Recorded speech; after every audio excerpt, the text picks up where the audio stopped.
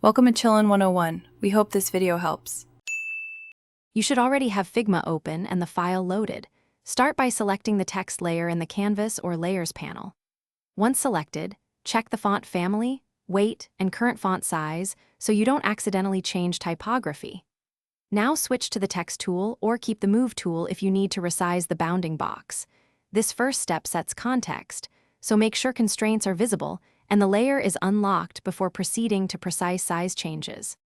Now focus on how to change text size. Type a numeric value into the font size field in the right-hand panel for exact control, or nudge with the up/down keys for small increments.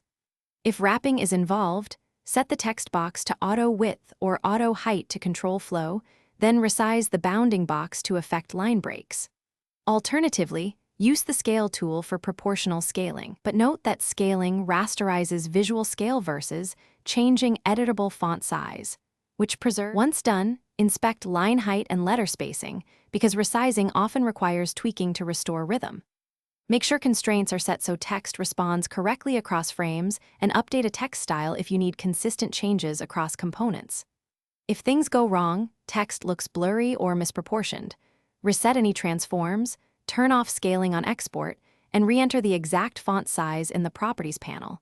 That usually restores crisp, editable type and fixes wrap or clipping problems. Thanks for watching.